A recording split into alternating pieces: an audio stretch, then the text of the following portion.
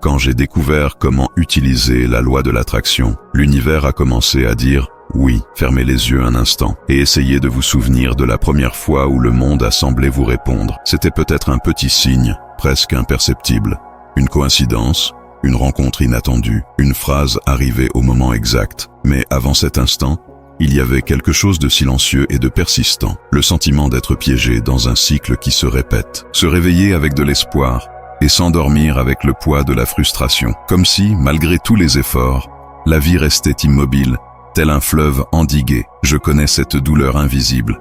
Elle ne crie pas, ne se montre pas clairement, mais elle ronge de l'intérieur. C'est la douleur de sentir qu'on a tout essayé, de croire qu'on demande à l'univers de toute son âme et pourtant, rien ne change. C'est un vide qui, en même temps, se remplit de questions. L'univers m'entend-il?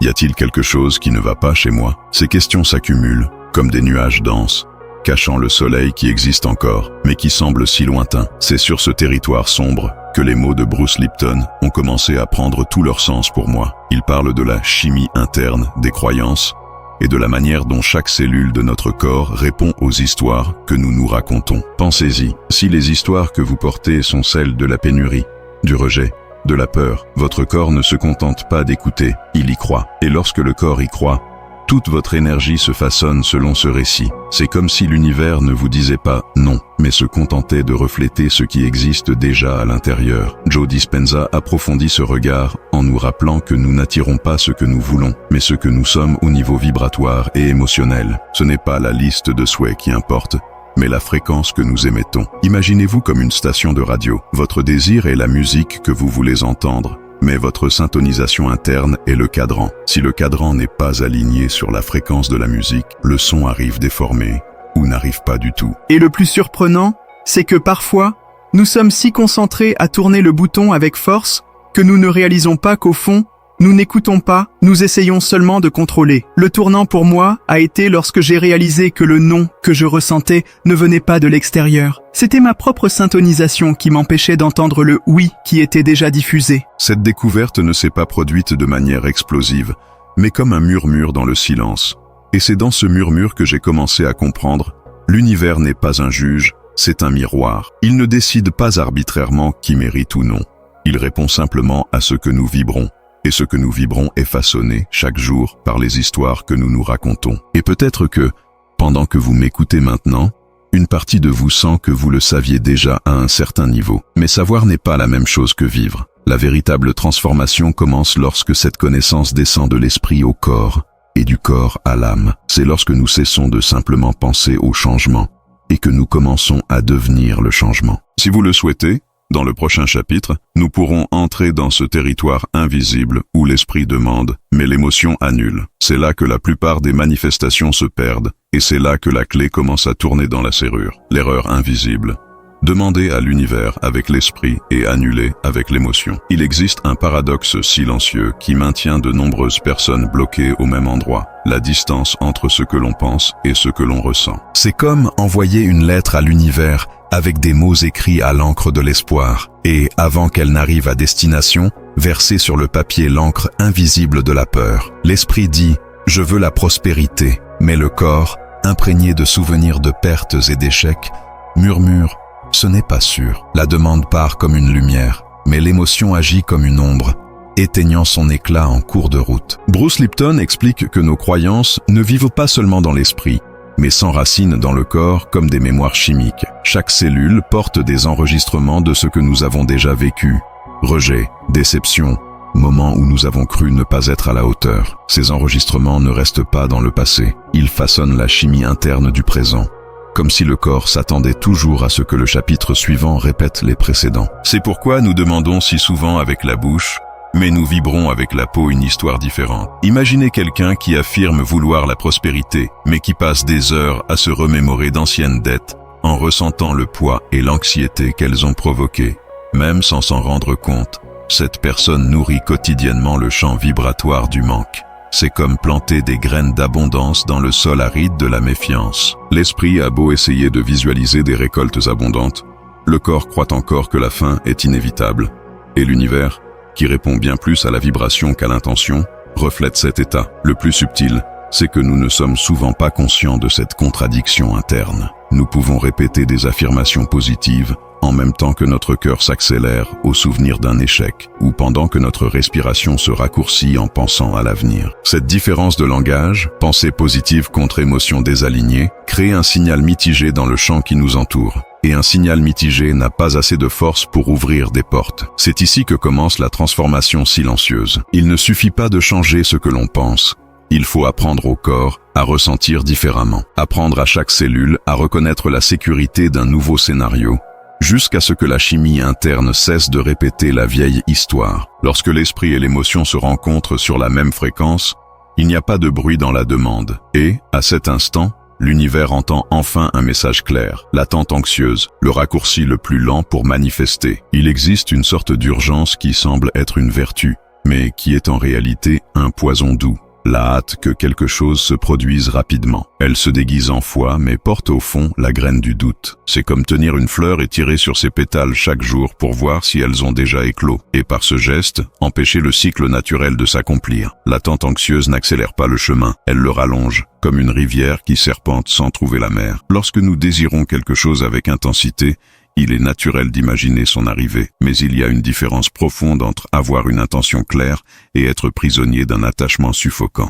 L'intention est comme une flèche lancée vers une cible, ferme, précise, puis lâchée dans les airs pour qu'elle accomplisse sa trajectoire. L'attachement, en revanche, c'est comme retenir la corde de cette flèche, la tirant en arrière chaque fois que la peur murmure, et si ça n'arrivait pas. Dans cet état, ce qui semblait être un mouvement devient stagnation. La neuroscience aide à comprendre pourquoi cela se produit. L'excès d'attente stimule dans le cerveau une production élevée de dopamine, le neurotransmetteur lié à l'anticipation de la récompense. À petite dose, cela nous motive. Mais lorsque cette production est constante et incontrôlée, elle crée un état de tension et de vigilance qui empêche la cohérence émotionnelle. C'est comme essayer de syntoniser une station de radio pendant que quelqu'un tourne le cadran en permanence. Le son n'est jamais clair. Joe Dispenza dit que manifester n'est pas seulement visualiser, mais vivre émotionnellement l'expérience comme si elle était déjà réelle.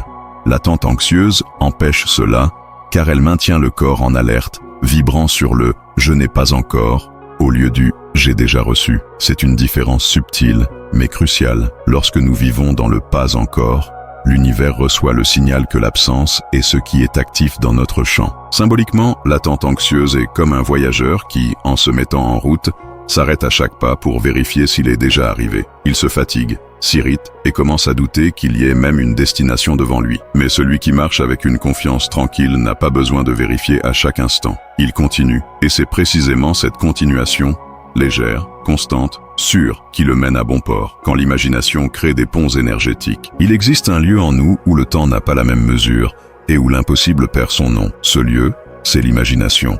Non pas comme une fantaisie enfantine, mais comme un outil créateur. Bruce Lipton affirme que l'esprit subconscient ne distingue pas un fait vécu d'une expérience vécue intensément dans l'imagination. Pour lui, les deux sont également réels. Et si le corps répond à tout ce que l'esprit croit, alors l'imagination cesse d'être un simple rêve pour devenir une répétition énergétique de la réalité. La science montre que, lorsque nous visualisons avec une grande richesse de détails, nous activons les mêmes réseaux neuronaux que si nous vivions réellement cette expérience. C'est comme si chaque pensée était un sculpteur invisible, façonnant de nouvelles connexions dans le cerveau et, en même temps, émettant un signal plus net vers le champ quantique. Joe Dispenza explique que lorsque nous unissons une image mentale et une émotion authentique, le corps commence à produire la chimie du « c'est déjà là », avant même que les yeux ne le voient. Et, dans cet état, le futur cesse d'être une simple possibilité. Il commence à devenir inévitable. Une bonne métaphore pour comprendre cela est celle d'un pont qui n'apparaît que lorsque le voyageur décide de faire le premier pas dans le vide. Tant qu'il attend des preuves pour y croire,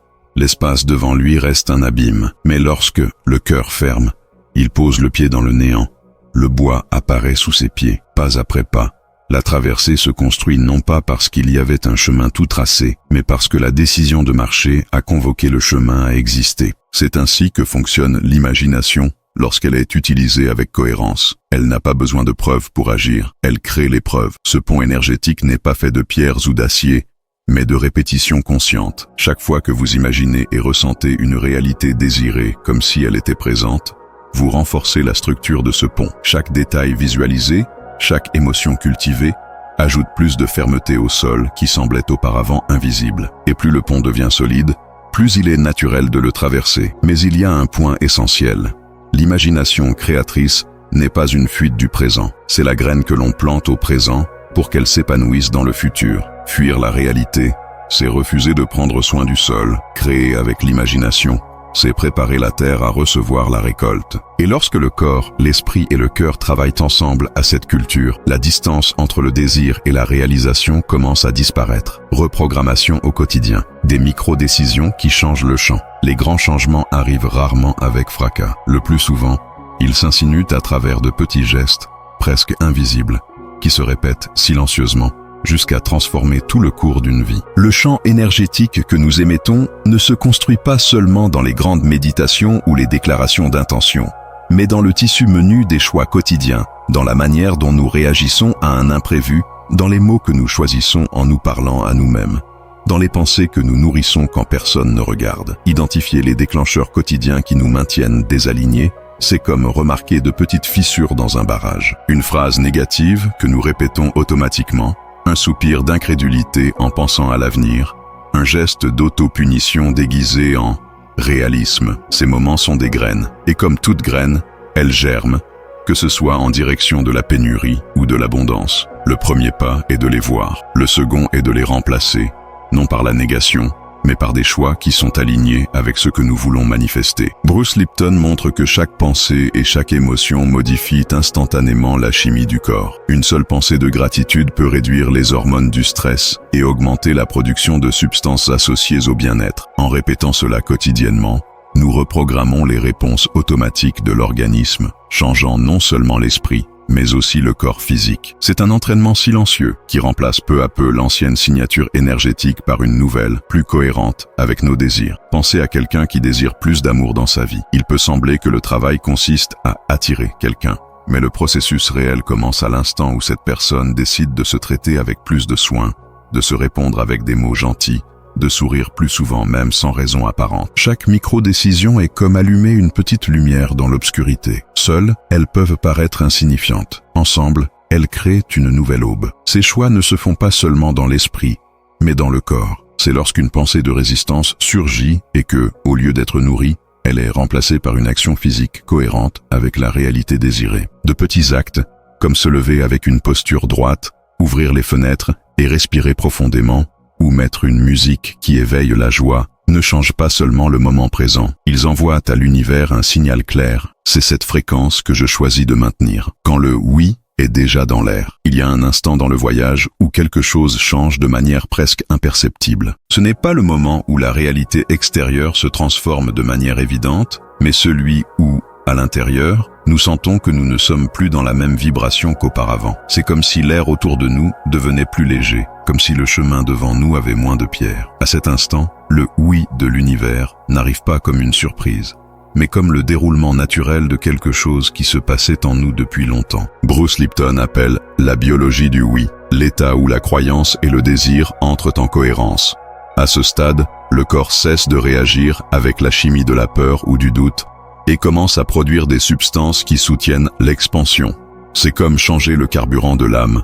L'énergie cesse d'être consommée pour se défendre et commence à être utilisée pour créer. La respiration s'approfondit, les muscles se détendent, et même la posture change. Le corps physique confirme qu'il est prêt à recevoir ce dont il ne faisait que rêver auparavant. Joe Dispenza décrit ce moment comme l'effondrement de l'onde quantique, l'instant où, dans le champ des possibilités infinies, la combinaison unique de l'émotion, de l'image mentale et de l'action présente génère un résultat concret. Il ne s'agit pas de forcer l'univers, mais de s'aligner sur un état interne si cohérent que la manifestation devient inévitable. Le oui n'est pas accordé comme un prix, mais révélé comme un reflet. La métaphore de l'écho aide à comprendre. Imaginez que vous êtes dans une vallée profonde, criant ce que vous désirez. Si votre voix est chargée de peur, l'écho ne renvoie que cette peur. Mais, lorsque la voix devient claire, sûre et silencieusement convaincue, l'écho renvoie le même ton, multiplié. La réponse était déjà là, mais elle n'est devenue audible que lorsque vous avez cessé de crier pour écouter. Le silence, dans ce cas, n'est pas une absence de son, c'est la syntonisation parfaite avec la fréquence que l'on veut recevoir. Et au final, La clé ultime est la suivante. Il ne s'agit pas de convaincre l'univers, il s'agit de se convaincre soi-même jusqu'à ce qu'il n'y ait plus de place pour le doute, jusqu'à ce que chaque cellule, chaque pensée et chaque geste pointent dans la même direction. À ce moment-là, la réalité n'a d'autre choix que de refléter cette vérité intérieure. Et le « oui » qui semblait lointain se révèle comme quelque chose qui a toujours été dans l'air, attendant que vous soyez prêt à l'entendre.